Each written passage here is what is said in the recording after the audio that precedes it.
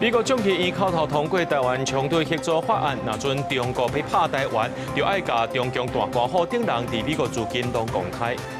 台联员讲，李元汉因为抢手机号码点着，家属决定要放弃急救，也甲目睭的感冒管出来，下晡证人护送代替登到家己。国公客运去防指控讲，半年来2届无准时发薪水。国公客运表示，公司当咧调整，也强调营运一切正常。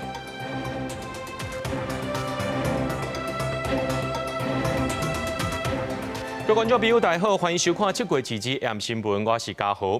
美国联邦众议院伫咧当地时间2日口头通过下党派台湾冲突协作法案，要求这美国政府呢，若准是中国对台湾有军事行动的时阵，就要甲即寡中共的大官府含因的亲属，伫美国的资金拢甲公开。共同提案的众议员麦克林就表示，这项法案毋是要呛声，是要预防颠覆美国的决心。美国搁再加重支持台湾的力头，联邦众议院2日口头无异议通过跨党派台湾冲突威胁法案，要求政府伫中国对台湾采取军事行动的时，公布中国高官佮伊的亲人伫美国有的资金。If the CCP rages war against Taiwan, there will be consequences. We're talking real, targeted consequences for corrupt CCP elites. Their financial dealings and offshore accounts will be exposed and published for the Chinese people to see. 做伙提案的众议员麦克林表示，台湾毋但是民主的伙伴，也是全球供应链当中关键的参与者。强调法案并不是咧起空。这届的美国国会已经提出20多项的直接支持台湾的友台法案，也是决议案，亲像2026年国防拨款法案，提供台湾5亿美金的军事援助资金；还有城市地图法案，禁止国防部展示甲台湾列入去中国地图；台湾保证落实法案，要求国务卿定期检视甲台湾的交往准则；台湾国际团结法案，鼓励美国的盟友反对中国破坏台湾外交关系。另外，无直接甲台湾相关的有讲到台湾议题法案是有40多项，包含强化台美旅游观光、经贸合作等等。因为中国甲菲律宾伫南海继续发生领土的争议，中国甚至阻挡菲律宾向家己的船只补给。美国驻安公司记录未来最近就透过报告警示，若准台湾四边发生冲突，北京也可能用同款的手法阻挡伊修的船去抢修咱国受损的海底电缆。它事实上可以有效达到它战略上的目标，因为事实上一旦海缆破坏，整个台湾几乎就是等于网络几乎没有办法行驶。那目前防范的措施其实相对应的还是不足，它有可能是透过正常的船只来剪断海缆，有可能就是专业的工具来剪断海缆，甚至于有没有可能是无人载具来做进行全方位的检测，才能知道说哪些是有可能比较脆弱的点，它有从那个地方来渗透。专家建议，除了即马国内的中华电信、海巡署、航管局等跨部门的情资交换，应该扩大甲其他关系好的国家交流卫星检测、军用雷达等资讯，建立王命大资料库，也强化海底电缆基础设施的监控甲安全措施。公司新闻采访报道。美国推动太空港计划，美国在台协会 AIT 面册答文，讲台美当咧讨论合作台湾太空港的地点，伫咧屏东的九坪。虽然这 AIT 有随甲这地名改掉，不过这消息已经传出去啊。馆长张春敏就表示，会投入太空产业的发展，也期待屏东的九坪加做台美合作的太空基地。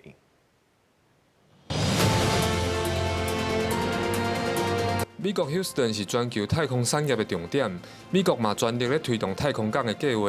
美国在台协会 AIT 伫面册答文，讲到台湾正咧考虑屏东九坪做火箭发射的地点。因表示九坪才有潜力升级为未来的太空港。未来若透过阿圭岛飞行，台北到休斯顿的航程就会缩短至2点半钟。AIT 需要将地点相关的字改掉，不过消息已经传出去，引起讨论。3、2。事实上，国科会伫今年3月就核定，要将九坪加做国家级的火箭发射场。屏东县长周春米嘛随分享 AIT 的答文，表示这项计划与中央发展国家太空村的政策方向一致。地方已经开始准备迎接台湾太空产业的新目标。那这几天看到很多的朋友，还有 AIT 都在分享台美太空港的议题 Spaceport， 我们也非常的兴奋，也非常的开心。那我想，屏东作为国家的火箭发射场域，是我们台湾迈向宇宙的起点。国科会嘛回应，台湾参美国的太空合作一直拢在进行，对进一步发展的可能性，国科会乐观其成。不过，太空运输的实际计划参方案，搁要进一步的评估和讨论。屏东县府去年就前往美国休斯顿太空港考察交流，嘛有参当地太空与科学教育协会签署人才培育的合作，对太空产业的发展，因会尽全力来做。记者柯永哲，屏东报道。美国有考虑要伫咧屏东的久病基地设太空港，就学者表示讲，这久病基地符合太空港的2大要件，就是这气候稳定、土地也宽。有专家认为讲，台湾若准有太空港了后呢，就当执行这战略任务，突破中共的封锁，对美国运送武器到台湾。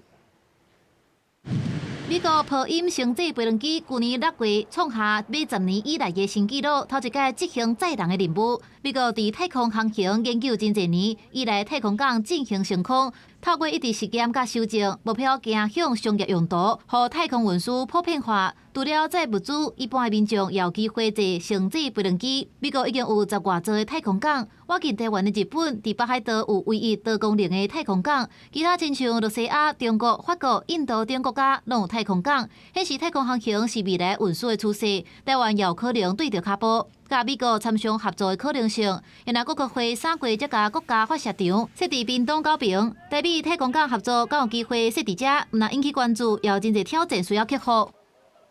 就是它需要可能比较稳定的一个天候啊，然后还有包含它的腹地要够大，其实对后续的一些营运还有整个场地的规划都是会比较友善一些。专家分析，设太空港要满足2个条件：气候稳定，阁有地点宽阔。屏东高屏基地确实有机会。那美方伫这个时阵提出太空港合作议题，除了反映台美太空合作愈来愈密切。有学者指出，若准台湾有太空港，伫商业用途会当和世界连接愈密，伫军事战略也有机会突破中国的封锁。现在中共的话，它基本上目前还是用海空的方式来做封锁，但是如果我们能够从太空这边去突破的话，或许也不失是一个方式。可是太空它在怎么样的运送，要能够跟海运的量去做相比，可能这一边还是有一段距离。不过，国内目前伫太空人才技术的展面，犹原有进步的空间，抑阁对袂到先进的国家。专家认为讲，透过甲美国加强合作，引进国外的师资，强化台湾航太产业。台湾想要有太空港，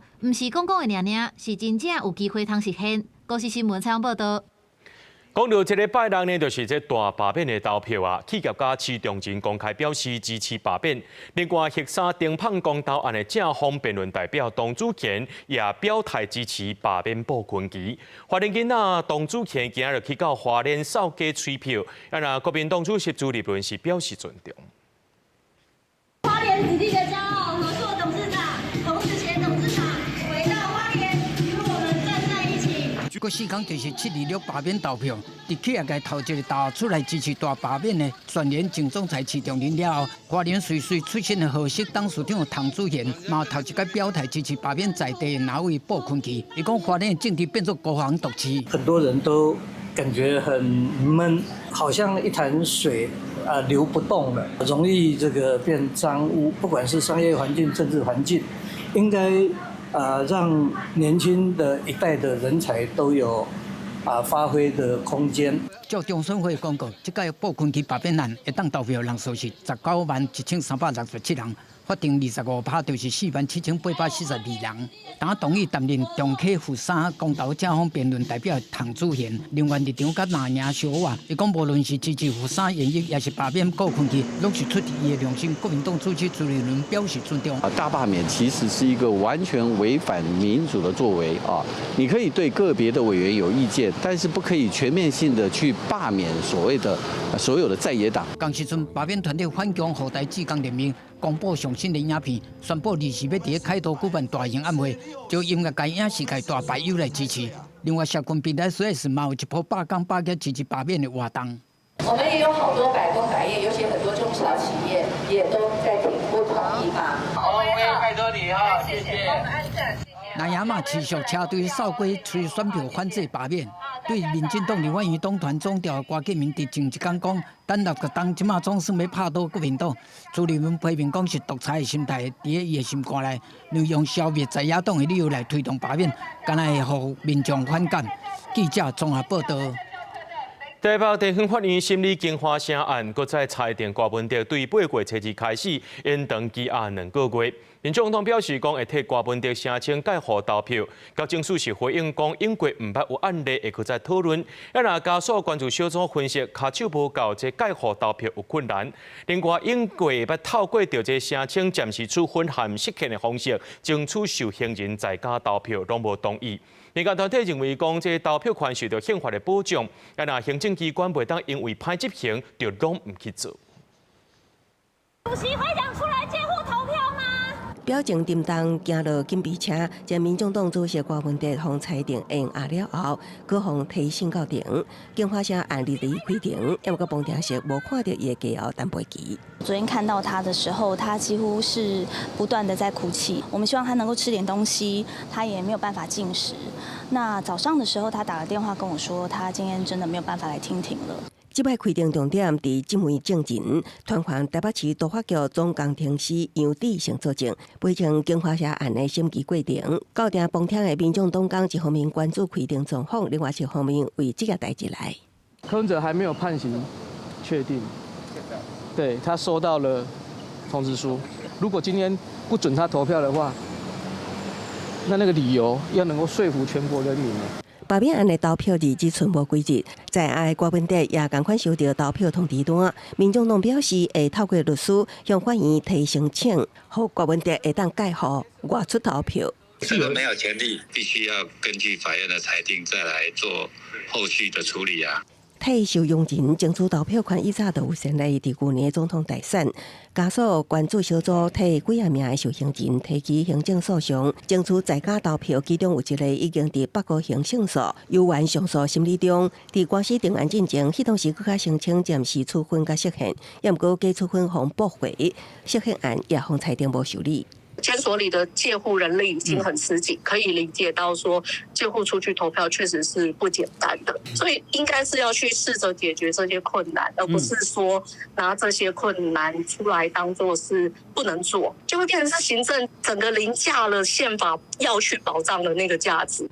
其实依照国规，就算受用人受提出公款宣告，同款有投票权，民团也说明，无条条实际执行，加减有困难，也毋过行政机关爱找出配套，临时无作为，即马罢免投票，就要举行受用人的投票议题，也个引起攻防。公视新闻采访报道。来看宜兰苏澳这苏滨路有一户亲家厝下晡发生火灾，消防人员赶到现场，有找到一个有身的妇人人，找到时阵人已经乌卡，也若伫咧便所也找到另外一个查甫人，同款也是无喘气心跳，送病院了后，有关救无回来。伫咧现场呢，这火是真火，因一直冲出来，消防人员赶紧抢救。消防人员伫咧2楼往3楼的楼梯，发现到一名已经有身的妇人人，已经无喘气心跳，也若伫咧便所找到另外一个查甫人，伊是一对1年级的翁仔某，送病院了后，拢救无回来，这导火原因阁爱调查。台电员工李元汉因为抢修电力去互高压电电着，到ECMO 1礼拜了后，有关系无效，家属日也决定讲要放弃急救，也甲伊目睭的感冒关出来。下晡李元汉的代替伫正南和台电工程车护送之下，回来到家己的厝甲台电配电中心，向伊的亲人和同事告别，大家也拢感谢伊辛苦的付出。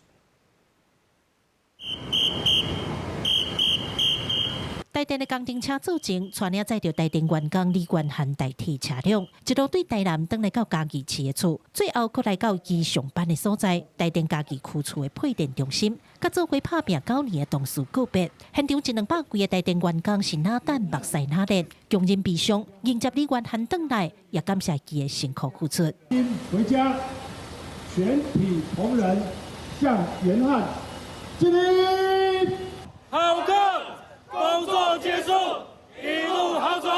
浩克是同事替李元汉号的片名，汉超克个性好斗阵，来家己区厝服务9年啊，已经带哺生囝。李元汉有2个查某囝，无论是家庭上也是工课上，李元汉的表现拢真受肯定。这摆因为风台抢修发生意外不幸往生，台电董事长表示，针对意外发生的原因，虽望台电内部有启动调查，不过因为劳检单位冇在查，因此因会尊重后续的调查结果。我们也一定会好好的检讨，我们要怎么样子来做好更多公安防护的一些相关工作，也给我们工作的同仁能够更好的劳动条件、更安全的保障。手机内底这张相片是李元翰团和爸爸最后身影。李元翰因为风台抢修去互高压电掉，到 ECMO 抢救一礼拜无效了后，家属日日忍痛决定要放弃抢救，当时灌出感冒。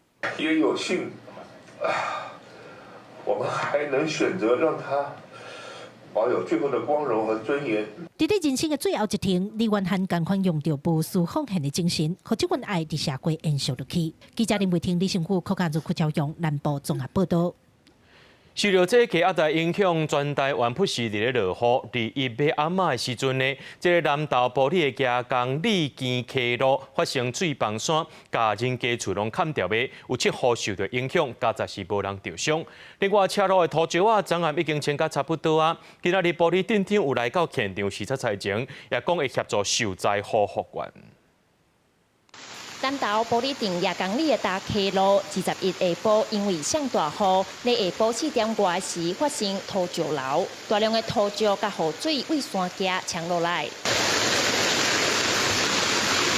上严重的第1户，1楼有一半以上去互土石流淹掉。另外，嘛有土石冲入去邻家厝内底，20支透早居民赶紧清理家园。因为都淹水，我昨天爬楼梯从2楼阳台进去，我到楼梯看看里面淹上楼阶梯不要几节。就请他们相关的人勘察，然后配合，那请我们这边可以住得安心一点。20日土石流发生了后，里长就随通报埔里镇公所，有在地民众家己使怪手，嘛甲厂商合作，用机具清理车路的土石。暗时8点外已经要清了啊！20支埔里镇公所的人嘛来到现场了解灾情，指出拢总有7户受到影响，其中有3户受损上严重，新安置到旅馆上无3天，加载无人受伤。其他伫厝内底部分啦，外围的部分要用人工的再来请咱的这个弹药库的这个国军的弟兄来帮忙。埔里镇公所强调，客家部分也来协调国军来斗卡手。接落来，嘛要请水保署甲林业署来改善山坡地水土保持。记者邢兴怡南投报道。中华鹿港一间做装甲批用的店家，昨开店的时阵，一台粉尘机发生爆炸，加菜员工无伫咧附近，无人受伤。业者怀疑讲是使用其他的电源线接电才会爆炸的。有专家认为讲有可能是电线伤旧，化妆加出火星，甚至是装甲糊拢有可能会点到，这部分拢要注意。这一台笑死人！店内拢是烟雾，加起爆炸碎片喷到规涂骹。中华鹿港一间美甲店，20营业的时，一台粉尘机发生爆炸，也传出2声巨响。好在迄当时员工拢离开座位，无人受伤。业者交代有员心惊大吓。先休息，就只有1分钟的时间，它就开始爆炸。小朋友是不是也有这些叫？有，就是开始都该捂耳朵的都捂一捂。粉尘机是美甲过程中去外光剪甲了后产生的油啊，业者讲有摕8种电器的电源线为粉尘机接电，推测可能安尼造成意外。各中理化老师认为，可能是机器内部电线具啊产生高热甲火星，点到一定低压的粉尘，才会爆炸喷发，也毋过还未到电波闪电的状况。集成器里面的线路，也许是老旧，也许是电压不同的状况，就是比较高压状况下产生火花，那个火花点燃了集成器里面的那个收集的粉尘，所以让它有产生一些喷发的情形。一般女孩子指甲有的会上面会贴那个像假钻石啊印子的东西，在修的时候磨了就可能会有火花。那它的正下方它可能就准备个袋子，可能在磨的时候。那火花就掉到下面去。消防专家提醒，美甲店伫咧拔光剪甲时，拄到大片价值材料，就有可能出现火星。另外，电器家电用量有伊的规格，电源线唔通滥咧用，搁较唔通甲其他的电器共同使用延长线，避免电路过载。公视新闻采访报道。苗栗某一间私立的幼稚园发生教保员甲4岁查甫囡仔扇嘴皮，家长看到这监视器画面是气噗噗。幼稚园有出面回实咧，强调是伫咧调查另外一个学生的伤害案件的时阵，这教保员情绪失控，目前已经改聘咯。那县政府也会调监视器来看，要扩大追查。教保员甲查某囡仔叫我来讲无几句就出大力，用手拍伊的面甲身躯，害查某囡仔遐摔一倒。宜兰县一间私立幼儿园团队不当的管教，家长看到死岁大的查某囝，互老师拍，心肝来真艰苦。老师，你有看那个影片吗？老师，你知道吗？我知道，对不起。代志发生伫这个月初10，苗栗县政府是伫15接到民众检举，幼儿园讲拍人的性感的教保员在职8年，无不当管教甲拍人的记录。代志发生了已经甲改变，拍人的原因是班上另外一同学目睭扣同学刺伤，教保员伫咧质问防止人的查某囡仔时阵情绪失控。小女孩大概害怕，也坚持不讲，所以老师在盛怒之余，就3番2次的打她的嘴巴。平常这个教保员几乎是没有打过孩子，这个我们可以做保证。苗栗县政府已经开始调查调查监视器，认定明显违反儿少法，会交罚6万到60万，相当未来拢袂当踮咧教保机构服务。很明显已经违反这个儿少法，那依法来说，我们是可以裁罚6万到60万。而且可以公布其姓名。遇到这样子的问题，只要发现老师的声音有过于尖锐、吼骂的时候，其实园方就要进来稍微安抚跟制止。但是呢，园方常态性应该是没有在做巡堂的工作。日本基金会讲，这个教保员专业能力无够，按画面中教保员甲囡仔的反应来看，可能唔是头一届拍人，幼儿园的巡查甲配办制度明显失效。政府除了调查以外，嘛要检讨教保员的培训制度。记者综合报道。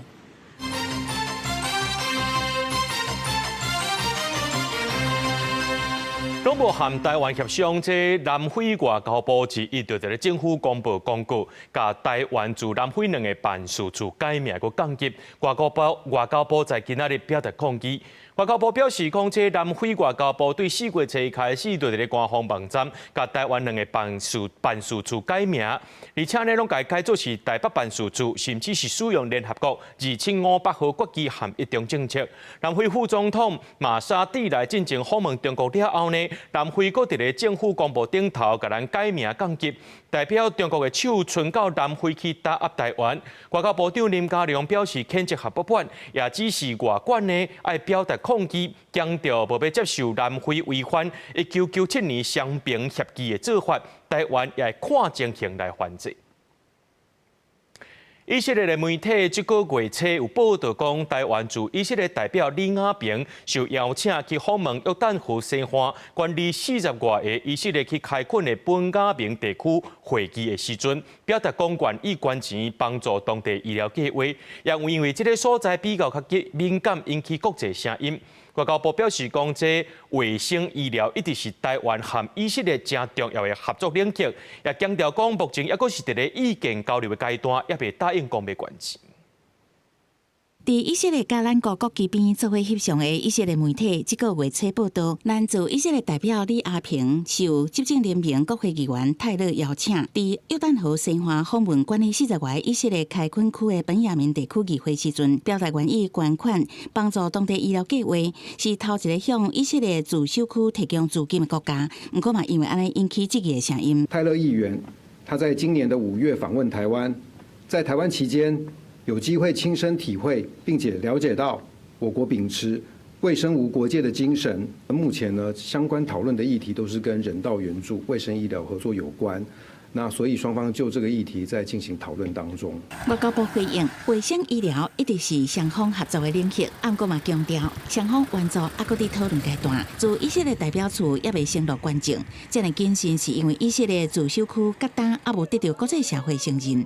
约旦河西岸虽然伫1967年6日战争后，互以色列占领，不过根据1993年奥斯陆协议，这个所在划做3行政区，分别由以色列甲巴勒斯坦权力机构管控。不过，2005年，以色列军民撤出加沙走廊了后，开始转向西岸，一直建立并发展开垦区，限缩巴勒斯坦民众居住的空间。目前西岸有70万以色列定居者，甲330万巴勒斯坦人，双方身躯仇恨不断，不时发生冲突。我们答应这个协助他们提升他们的医疗水准只是照顾屯垦区的这些屯民，也就是犹太人的话，当然比较有点争议了。但是如果说我们这个医疗协助屯垦区附近的贫困的巴勒斯坦人，当他们有医疗需要的时候呢，可以优先得到照顾，这都是好事一桩。学者指出，国际法规定禁止伫开垦区做投资无益者的商业行为。不过，若是台湾是以人道援助，佮提出希望优先照顾附近的巴勒斯坦人，无定着对当减少争议。记者采访报道。台美的关税谈判这礼拜要进行新一轮的协商，不过中共董事长赵少康讲，台湾关税就是34%，这期政府谈判的过程伫遐变鬼变怪。那行政院甲美国在台协会 AIT 拢有反驳伊的讲法。那民众党团呢是有提案要求行政院长杜永泰1个月内要去到立法院报告关税因应措施。台美关税谈判约未定案，这礼拜阁要参详一轮，外界预估结果可能伫8月7日公布。不过，中共董事长赵少康声称台湾关税会到32%，互行政院、美国在台协会 AIT 反驳。台湾迄今并未收到美国对等关税税率的通知，而台美之间呢，本周也会有新一轮的磋商。这些谣言，无论是基于个人商业或是政治上的动机，都是不负责任，也非常的不可取。不过，在野指控台美谈判相关的进度、条件甲风险，规个过程到达无透明，这个是要暗砍谈判出卖台湾。那你们的这个贸易逆差都比日韩还高，所以以这样的推论，为什么大家会怀疑是32%？其实就是这样来。所以希望政府不要再用黑箱作业，也不要让我们好像在开这个关税的盲盒。民众现在都在黑箱里面，在阴影里面。不知道现在到底谈到什么样的一个进度？柯武金表示，美国去年对台湾贸易逆差有739亿美金，是比日本、韩国悬。因为美国甲韩国有签 FTA， 美国甲日本是军事同盟，但是日本、韩国拢封扣25%的高关税，台湾敢会当比25%加，这也无确定。交付党团协商，并由台湾民众党党团负责召集协商。张启凯是批评政府政策无确定性是上大的威胁，所以民众党团提案，要行政院长杜永泰1个月内去立法院进行专案报告。关税谈判有信心吗？访问到关税议题，杜永泰无加做回应，也被反对政府隐瞒谈判的过程，表国人面对关税亲像咧流司机的七头米。我们给我们的谈判代表最大的支持，所有的臆测、所有的谣言，应当止于智者。我需要强调，台美的关税搁咧谈判，美国国会表达全力支持台湾，咱也拍拼保护家己的利益。高市新闻采访报道。台积电18日伫咧台股收盘时阵，市达超过1条美金。今仔日咧盘中上侪起到1160块，平进前的历史纪录是搁较悬，落尾就搁再落落来。有专家认为讲，这台美关税还未有结果的时阵呢，要创新高恐惊是无遐简单。经济学人杂志也有文章指出讲，Trump的三级的关税对台湾和新加坡冲击会较大。AI 的风潮，互半导体产业链受到关注。将以台钢大厂台积电18台股收盘达到历史的新高，1155块，市值超过1条的美金，创下亚洲股票的头一个，嘛受到国际市场的关注。请问一下，关税有预定名额吗？还在谈。规个产业链受到关注，由6大工协会甲本土机器人指标大厂，嘛做 AI 机器人产业联名。不过台股落38.9点，开盘23301点。台积电嘛小可有起落，开价1145块，主要的原因也是受到台币关税影响。更重要的是，那么在美国是如何那么来进行课征，那么以及它的一个标准的所在。那比方说，那么如果它是用这个晶圆产地，那么来进行课征，那么或者是用大水库的一个理论，相对的恐怕在台湾所必须承受的晶片的关税，那么税率就会是比较高一些。经济学人最近嘛发表专文，提起美国总统川普目前上较严格的关税是产业的类型，因为产业型的关税欠缺明确的对象，较好透过双边谈判来降低，尤其是半导体甲药啊。台湾甲新加坡拢互认为是会受到真大冲击的国家。我们就已经非常常的公开的喊话，呼吁政府今天要与劳工来沟通，让劳工能够参与我们关税的谈判。请相信政府一定会全力维护国家整体的利益，争取最好的谈判成果。另外，有劳工对关税结果一直也未出来，感觉真不满。有民间团体日早起包围行政院抗议，提出2大诉求，包括要求行政团队甲谈判的代表应该爱甲劳工的团体对话，也个有无牺牲劳工的权益，希望会当保障工作权。记者综合报道。国光客运去防指控，讲这半年来2届无准时发薪水。国光客运表示，公司长咧调整，也强调营运一切正常。不过，公路局调查了后表示，会出手强制进行阶段性部分路线整合，协助改善财务状况。车停到月台了后，煞来验票引导乘客。司机员伫月台正常工作。公路客运是重要的大众运输工具。不过，这阵啊，国光客运互人指控半年来第2届无准时发薪水。正常我们薪水是5号跟20号入账，等到昨天21号下午5点都还是没入账，然后大家就去追。就是管理上面有问题啊，不然你今天怎么会发不出薪水？部分人当时烦恼厝内若是急需要用钱，还是爱交贷款，即马煞牵延着。根据了解，国光客运本来应该爱伫20下晡就发薪水，不过即届伫22下晡才完成。另外，早伫今年2月，国光嘛因为政府补贴拨款流程的影响，9000万的补助无入来，同款无准时发薪水。公司有跟我们回应了啦，会啦，我们对公司还是有信心嘛，有向心力啊，公司对我们都很好。正常的业务是总经理跟董事长在做最后决定的，应该是没问题的。实际去询问，确实有员工有拄到发薪水的状况。对这代志，国光透过平面媒体回应，国道客运经营负担真重，公司当伫调整阶段，也强调公司的营运一切正常，望得到各界继续支持，甲社会大众的体谅。随上疫情了后，国道客运确实负担真重。国道客运它因为它的供给提供不出来啊，就是班次啦哈跟路线的服务跟疫情前差异很大啊，所以当然很多旅客他就没办法选择国道客运来搭乘。这个应该是蛮重要的一个影响因素。学者建议公路局应该适时掌握客运公司的财务状况。公路局调查了后嘛表示，因为国光客运今年第2届薪水研发会强制进行阶段性部分路线的调整甲整并，协助具体改善财务状况。记者采访报道。台南市丰泰过后，雷片组的疫情清悬，疾管署今公布新增加本土6例，拢是伫咧高雄，其中2例死亡。今年到今已经有27例了。提出这丰泰过后1个月拢是雷片组疫情的高峰期，慢性病患者若阵有发烧、胸坎痛、会扫顶镜头，就要赶紧去互医生看。这丰泰吞大中南部疾管署表示讲，饮水灾情了后，因为土沙有拉起来，本地伫土坝内面的雷片组关困呢，走到土坝表面，若阵皮肤的空喙去接触到，或者是去触到受污染的土粉，这感染的风险就会变悬。这2例已经死亡是50多岁男性和90多岁男性，拢是因为雷片组引起肺炎加败血症死亡的，也那其他4例还搁伫咧住院治疗。地球暖化，各地头的温度是愈来愈悬。台湾今年6月就600多人因为这伤害去互医生看。对民间团体指出讲，政府有发布劳工悬温指引，却无注意到囡仔也爱面对着悬温的风险。这环境部是回应讲，教育部有伫咧讨论安怎降低囡仔伫咧户外上课的这伤害风险。未来也会继续推动这高温防护地图，也发布相关的指引。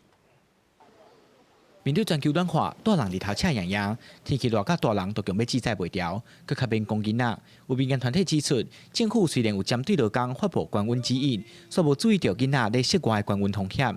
因认为，亲像公园，政府就要做一伤害告示牌，提醒家长和囡仔的注意。他们目前都只有定出一些策略方向，但却没有一个部会是定出明确的指引，利用一些科学上面的分析等等，做一些热伤害的指引上的告牌。比如说，一个公园里面可能会因为日照轨迹的改变啊等等，那有些比较没有遮阴的地方，它的温度可能比较高，那也可能会因为它的材质相对比较吸热等等，那这些都会让我们的儿少在使用油具的时候会发生烫伤的情况。根据卫福部的统计，今年6月就有600多人因为热伤害去看医生。环境部表示，2个月内会发布高温防护地图 （Cool Map）。若是家长含囡仔咧户外活动，会使透过地图找到通避日头和补充水分的所在。另外，环境部嘛表示，因为和教育部针对高温的天气，讨论调整户外上课的时间，未来嘛制作相关指引。有这个高中的老师若反映因为现在早上升旗的时候，那个学生就站在那个地方晒太阳。那教育部呢，就是学校要调整户外的课程，甚至它的时间。环境部表示，高温防护地图会伫多次热岛效应明显的湘北和台南星座。另外，面对全球暖化，环境部表示，高温的趋势是无法度阻挡的，希望透过和各部会合作来建立应对的措施。记者桂宗林、曾俊佑台北报道。高雄的林雅区发生一桩轿车弄死人意外，这赛车的查甫人讲家己是青顶，不过却着看到一个老阿伯对斑马线撞出来，伊袂负打动就甲弄起哩。落尾这个阿伯送病院了后，也是救无回来。警方表示讲，过路人是有影撞红灯，不过驾驶也无小妞，会依法来甲裁罚。救护人员做完紧急处理了后，遂将受伤的民众先送病院急救。高雄林雅区的成功一路甲永庆街路口，22番点发生车祸，赛车是41岁姓谭的查甫人。伊讲家己车顶起行来到永庆街路口，看到阿伯人伫斑马线顶悬，已经袂负打动。行人闯红灯还是你闯红灯？我绿灯。你是绿灯。发现的时候已经来不及了。肇事车辆的引擎盖已经变形，玻璃嘛碎糊糊。受伤的用路人是今年79岁姓林的查甫人，送病院急救也是救无回来。警方表示，初步了解事故原因是因为用路人冲红灯行斑马线，汽车驾驶来到路口有斑马线的所在，无放慢速度，停让用路人所造成的。详细肇事原因，佫需要等待进一步的鉴定。警方强调，无论是用路人也是赛车骑车的民众，经过路口拢爱遵守规矩，安尼才会当确保安全。汽机车驾驶人行经路口的时候，务必要慢看停，特别是经过行人穿越道时，要特别注意。较浅色的、较白色的，就较有人较有看到啊。啊，你穿黑色的人就较无看到啊吧。啊，你过路的时阵啊，你会知影讲啊，爱特别惊啥物，还是讲看啥物好无？看红灯、青灯。针对这个案件，警方表示，双方拢无食酒，随便用路人冲红灯，不过驾驶无让用路人致使肇事弄死人。除了依法相关罚36000块以外，卖吊销驾照，同时按照刑法过失致死罪，移送高雄地检署侦办。记者邝家朱交用高雄场报道。对今仔开始到礼拜，台湾南部和东北部连续6天的天文大流，这屏东东港的东镇里境透早已经出现着海水倒激啊！县政府呢是赶紧调这抽水机来营运。讲到这小琉球沿海也感受到大流，县政府也回应讲已经专门巡检这抽水站，要传移动式的抽水机要来应对。明明就无落雨，不过大路边却出现未少积水。22至27的年度天文大流，影响南部甲东北部沿海。屏东东港的东庭里，因为地势较低，22透早水就一直为排水沟溢出。官府前一暗就指示电工所透暝准备抽水机库。阮有咧建议讲，迄个这2条溪的后溪尾无，溪尾要来做防潮闸门。啊，你即马你无做防潮闸门，你干那要讲路面？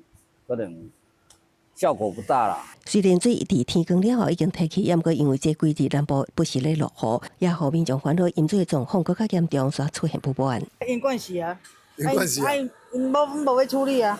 那东庭里、东梁顶地势同款家里排水沟边啊，拢提前准备好抽水机库。东港沿海几日只拄着大流的饮水，毋但影响民众生活，也阻碍上班的道路。要等那个退潮，我们才可进来，不然就是要穿雨鞋进来。而且它那个好像都是海水，海水基本上如果淹进来，就会造成很大的麻烦，就像东势就会生锈什么之类的。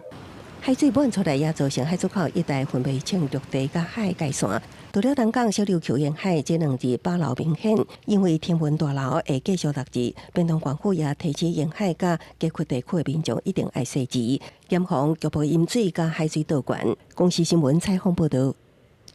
但若是风台过后，这嘉义县的重建工程也未完成。伫嘉义水上有一个80岁阿嬷，伊家己带，即届风台过后，伊的厝顶破去啊，说是等无人来家斗修理。这厝边呢，咧先捡2块烟片家砍咧，希望相关单位会当重视民众的事件。画面上，这位80岁女士家己爬起伫厝顶要砍红布，厝边感觉真危险，一边手机录影，一边苦抗伊落来。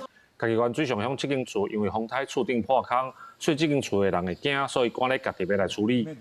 衣服该怎么办？我开始盖，我是用那个布拿上去，把它盖上，后头我才他们讲那铁皮啊哈，在那里找了2张铁皮。当地村长表示，风台过了后，庄内有一寡灾情，已经有通报乡公所来处理。这间厝的厝主嘛已经有叫人来修理。这位女士因为无想要等，所以才家己爬起伫厝顶，加在无发生意外。爱就我都赶紧啊！人厝主嘛咧砍伊个，厝主嘛咧砍伊个，这个嘛伊个啊。拢咧用就对。拢咧用啊，未用到遐厝主讲我来开钱叫人来砍，你就莫赶紧。对，你迄是厝当厝，也毋是你困的所在，毋是足严重的。家己县政府指出，风台过了后，一个歹去的厝顶，民众想要砍红布，若是无法度家己来修理，拢会当通报当地乡镇公所、社会局的门项协助单位去斗相共。社会局嘛表示，县内目前通报需要协助的阁有300多户，会陆续派人来协助民众。记者林慧婷家己报道。根据林保署的统计，今年全台湾掠到青豆丁的数量有108000多只，主要集中伫咧屏东、高雄和嘉义。今年的目标是要掠12万只。不过学者认为讲，目前各县市虽然拢有伫咧拍拼防治，敢若是会当控制数量的效果尔。未来若准探向这北部是会变正快，继续来探，就要注意这监控国军的动态。适应的民众伫台南市府委托真悬去掠青皮豆丁，无一个啊，就真有收获。白桶啊，较大只你带底下，这个白桶啊，1点少白桶啊，你看。短短1点钟，就移除18只，可见数量也是真侪。也毋过，适应的民众表示，虽然目前青皮豆丁的移除是高和地方政府委托专业厂商的人员来做，也毋过族群数量也是真可观，环保政策可能出现空棚。比如说，你给我1000万的预算，我抓到1000万预算，我就不抓了啊！没有钱我干嘛抓？那你开放给民众移除，民众是自发性的啊！你现在都是有个上限的话，你得标厂商当然是留到明年再抓。根据林保署统计，到目前全台青皮豆丁的移除数量已经达到108544只，多数集中伫屏东、高雄、甲嘉义，甚至为云林以北甲苗栗也拢有出现。今年定的标准伫12万只。林保署表示，最近几年移除总量继续大的增长，也将厂商做册管理。我们现阶段是说，那个不能划区。就是你受过训的民众只能在地投入移除的工作，而且会要求各地方政府照册管理。那也只能限制受训的民众在他的这个县市做一个核销的动作。林保署表示，目前青皮豆丁的主要族群也是以中南部为主，虽然伫花莲甲苗栗拢有发现零散的个体，也毋过敢是有稳定族群存在，也爱观察。也毋过专家认为，王八扩散已经是出事，只是治标不治本啊，它只能够暂时的控制它的数量，但是你大概有多少经费可以花在这上面？你要训练多少人才能够有办法去解决它？我相信以后一定会新竹，连台北都会有。黄文山表示，青皮豆丁适应环境甲繁殖能力拢真强。即马虽然移除有成果，也毋过上计只是控制族群数量，无法度完全移除。公视新闻采访报道。咱做伙来看国际新闻，讲到这8月7日，就是美国政府对顶关税最后期限。美国的这财政部长贝森特昨就表示，8月7日就是要打动啊，美国袂因为要达成协议就降低要求。面对川政府30%的高税率，就风声这后面等下研究反制计划。另外，防扣50%关税巴西也已经对外承认啊，讲这关税生效之进程呢，无法度和美国达成协议。I must say, member states find absolutely unacceptable and unjustified. 几辆清代欧洲汽车滞留伫比利时安特卫普布鲁日港的码头，川普上任半年来关税政策改写全球无益。不过8月7日期限都要到啊，互人宣布30%税率的欧盟真烦恼。不过，彭博社报道，欧洲已经做好对美关税反制的3阶段方案。首先是策略性打击210亿欧元的美国政治敏感州甲产业，包括众议议长强森选区路易斯安那州的大道，也有加建甲机车。所以就是价值220亿欧元的波音飞机、美国汽车加普本威士忌。另外，还有几个欧盟国家嘛，等咧推出更加高阶的反制方案，包括对美国科技投人扣薪税、限制美国伫欧洲投资，也有禁止美国参加欧盟的采购案。8月7日关税生效日进入最后阶段。美国贸易商当地赶工，要伫截止日前，互大批巴西咖啡豆赶紧通关入去美国。拉丁美洲上大经济体巴西是目前全球去互川普去上重关税国家，达到50%。A gente tinha expectativa até uns meses, 15 dias atrás, um mês atrás, a expectativa altíssima de estar fazendo uma boa colheita, fazendo um bom preço, fazendo uma boa safra de café. E nós não conseguimos. De uma hora para outra veio uma bomba e explodiu tudo e a gente ficou sem saber com quem falar. 巴西是全球上大的咖啡豆生产国，全国有超过30万的咖啡农，其中有7%拢是小农。巴西咖啡豆嘛占美国进口量的1/3，也是真侪餐饮业者会用来套揽的咖啡豆，所以美国的消费者日子嘛会无好过。除了咖啡以外，巴西也是全球柳丁汁出口的大国，占全球出口总量的75%，佮供应美国差不多一半的进口量。这种农产品若是去互关税冲击，一定会影响两边的市场。不过，巴西财长已经承认，巴西甲美国可能无法度伫8月7日进前达成协议，这嘛代表50%的关税是一定会实施。公司新闻安如梅编译。美国今年初着这无人机烧浪造成几多人死亡以外，想要到顶礼拜呢，这麦诺特机场附近有一只国内线客机，险险啊含这美军的 B-52轰炸机烧浪。加在这客机的机长有随登或者闪过，美国联邦航空署也登咧调查。这站惊人的事件的主角编号达美3788的国内线航班，伫当地时间18对明尼苏达州的明尼阿波利斯飞向北达科达州的麦约德，原地航程真顺利，不过要到位时却发生意外。甲达美合作经营这条航线的天西航空发表书面的声明指出，塔台通知机长准备降落，但是机长发现跑道顶面有共方向的飞轮机，决定中飞也向正边滑过去。离麦约德机场干那18.5公里的麦约德空军基地，刚好有一只 B-52轰炸机向3788航班飞过来。因为两个机场的跑道方向强要是同款的，致使军机甲民航机起降的方向也同款。达美航空的机长决定搁再向正边滑过去，这届是滑甲真强，来闪掉体型真大的 B-52。It was the military. I don't know how fast they were going, but they were a lot faster than us. I felt it was the safest thing to do to turn behind it. So, sorry about the aggressive maneuver. It caught me by surprise. This is not normal at all. Long story short, it was not fun, but I do apologize for it, and thank you for understanding. It was definitely not a fun day at work. So, have a nice evening, and glad you're safe.